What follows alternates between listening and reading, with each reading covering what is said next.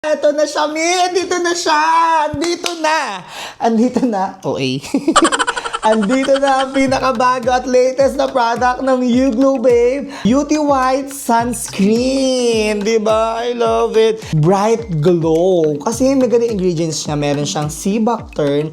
At the same time, FDA approved, Mi. Hindi tayo may issue dito. Ito na pinaka-inaabangan namin kasi everyday kami naglalagay ng sunscreen bago kami lumabas. At the same time, gabi at umaga pwede kang maglagay ng sunscreen. Siyempre, it moistures and brightens and hydrates the skin. So, this is for all skin type. Buti dumating na siya. Dalawa siya. Pwede mo siyang alisin. At ito muna yung gagamitin natin. So, gawin natin yung tinatawag nating Hindi ako application. mag-apply ng sunscreen. Yan. Ikaw lang, maglagay ka din siya.